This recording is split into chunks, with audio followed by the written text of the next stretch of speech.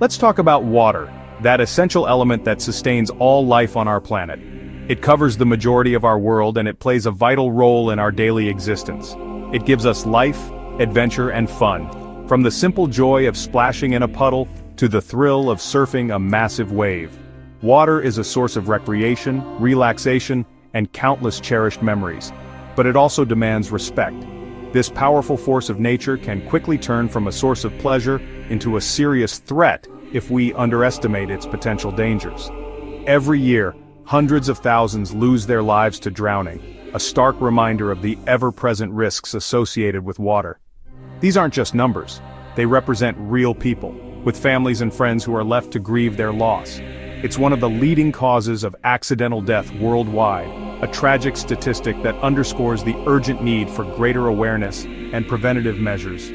We need to understand the factors that contribute to drowning and learn how to mitigate those risks. Drowning is a silent killer. It doesn't always look like the dramatic scenes we see in movies. Often, it's a quiet struggle that goes unnoticed until it's too late. It doesn't discriminate, young, old, strong, or weak. Anyone can become a victim of drowning, regardless of their swimming ability or experience around water. Behind every statistic is a family shattered, a community grieving, and a void that can never truly be filled. The ripple effects of a drowning death extend far beyond the immediate family, impacting friends, colleagues, and entire communities. A life cut short, a future unfulfilled, and a world forever changed. The potential that is lost with each drowning is immeasurable. The most shocking part, the most unsettling truth, many of these deaths are preventable. With the right knowledge, precautions, and awareness, we can significantly reduce the number of drowning incidents and save lives. Most happen not from recklessness, not from intentionally taking unnecessary risks, but from being unprepared or misunderstanding what drowning really looks like. It's a lack of knowledge, a moment of complacency, or a failure to recognize the subtle signs of distress that often lead to tragedy. We see water as fun, a source of joy and recreation, but it's an alien environment for us. We are not naturally equipped to survive in water, and our bodies react differently when submerged. When something goes wrong, when someone finds themselves in trouble in the water, the clock starts ticking, fast. Every second counts in a drowning situation, and the longer someone is submerged, the lower their chances of survival become. We think we'd recognize a drowning person. We assume we would know what it looks like. Chaos, noise, splashing. We picture a dramatic scene with flailing arms, panicked cries, and obvious signs of distress. But that's the first mistake. That misconception can be deadly. The truth is far quieter, more subtle, and far more deadly. It's often a silent struggle, with the victim unable to call for help or even wave their arms. For every child who dies from drowning, 5 more suffer life-altering injuries, often resulting in long-term disabilities and significant medical expenses. These injuries can have a devastating impact on the individual and their family. Drowning happens in seconds. It can be incredibly fast. A parent turns away for just a moment to answer a phone, a swimmer misjudges a current and gets swept away. A moment's lapse in attention can have catastrophic consequences. It's not about being a daredevil or engaging in risky behavior. It's often a simple mistake, a momentary lapse in judgment, or a lack of awareness that leads to tragedy.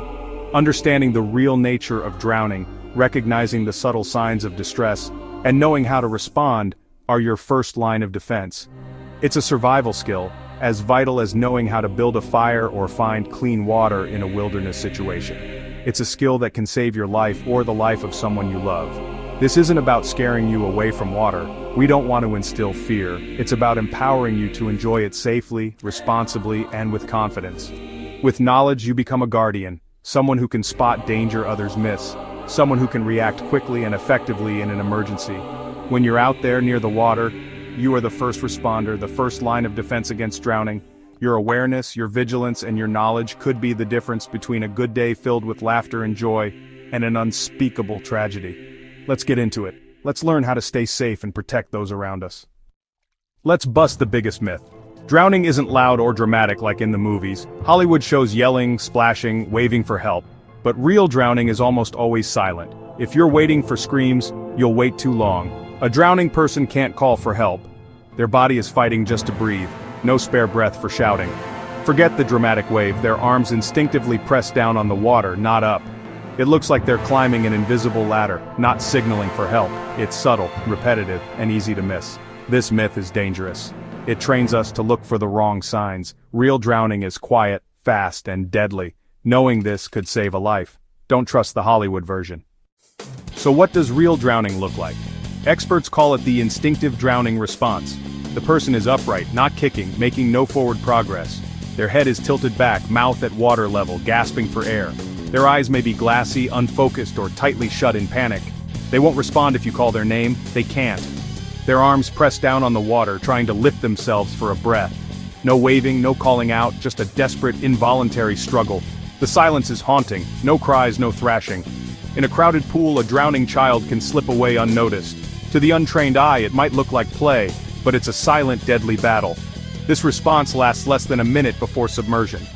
Recognizing these signs is a critical survival skill. Drowning is quiet, fast, and deadly. Stay alert. Here's what happens inside the body during drowning. It starts with panic and breath holding after water enters the mouth or nose.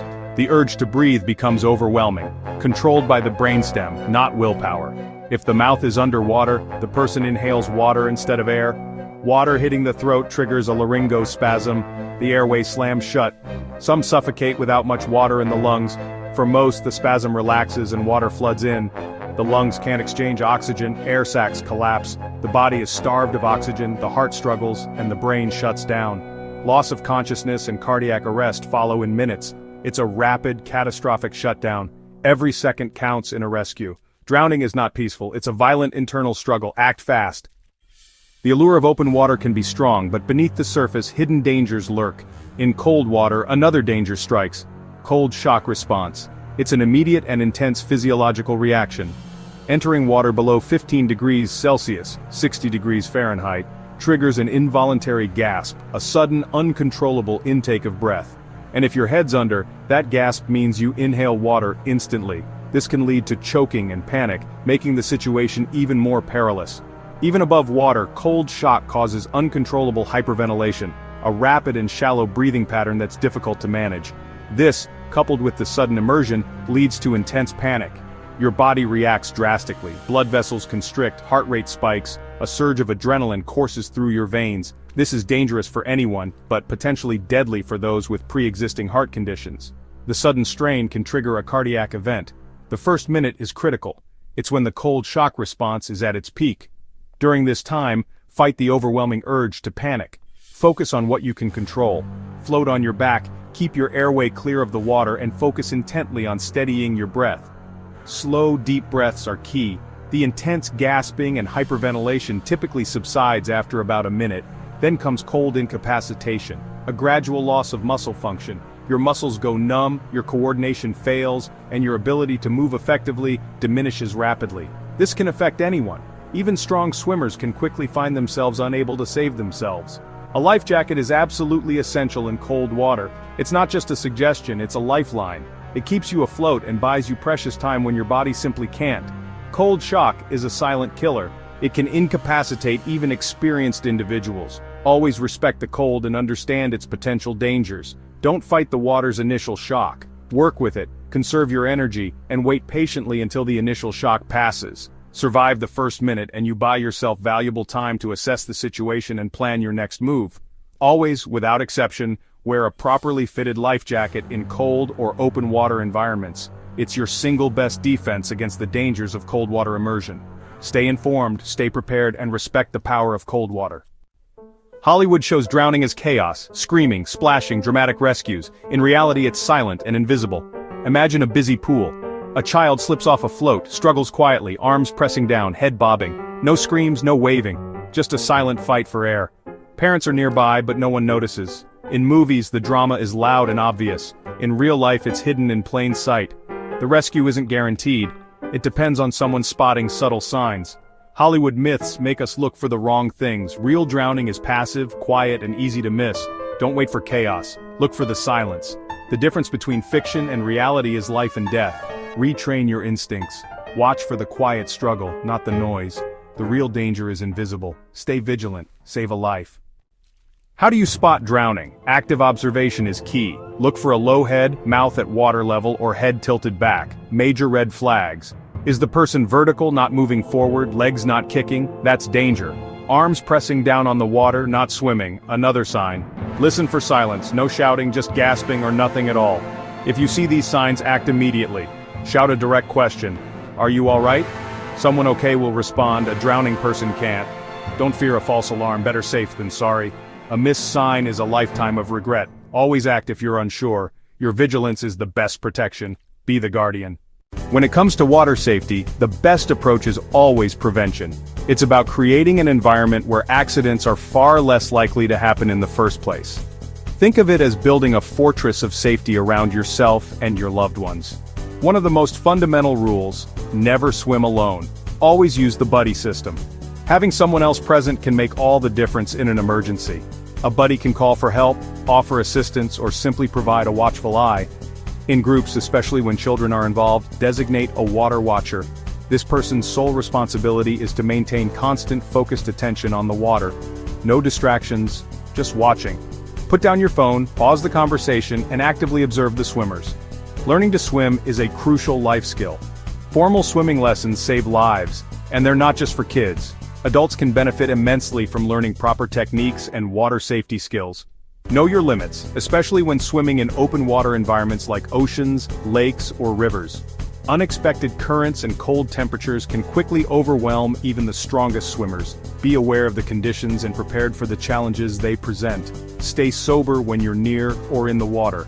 Alcohol significantly impairs judgment and coordination, increasing the risk of accidents and drowning. Always wear a properly fitted life jacket when in boats, or when swimming in cold or rough water conditions. Modern life jackets are designed to be comfortable and non-restrictive, so there's no excuse not to wear one. They save lives. A life jacket buys you valuable time if you accidentally fall into the water or become exhausted while swimming. It can be the difference between a close call and a tragedy. Secure your environment to prevent unsupervised access to water. This means installing fences around pools and emptying paddling pools and buckets immediately after use. Remember that even a few inches of water can be deadly, especially for infants and young children. Effective prevention is about creating layers of protection. This includes constant supervision, ensuring everyone has adequate swimming skills, the use of life jackets, and the presence of physical barriers. No single layer is foolproof, but when combined, these measures create a powerful safety net. Always respect the water and prepare for the unexpected. Accidents can happen quickly, so it's essential to have a plan in place. Build your defenses and establish safety protocols before you actually need them. Proactive planning is key. Remember, water safety is everyone's responsibility.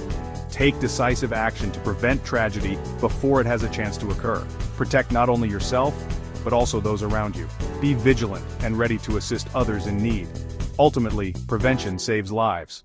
By taking these precautions, you can significantly reduce the risk of water-related accidents and ensure a safer environment for everyone. We've stripped away the myths and revealed the silent reality of drowning. This knowledge is powerful, but only if you use it. Carry it with you every time you're near water. See water as fun, but also as an environment that demands respect. You're now equipped to be a guardian, spotting the silence, not the chaos. Share this knowledge with friends and family. The more people who know, the safer we all are. Create a culture of active supervision, not passive recreation. Survival is about looking out for each other. Don't be a bystander. Your voice could be the lifeline someone needs. You have the tools. Use them. Enjoy the water with wisdom and respect. Stay safe, and save a life.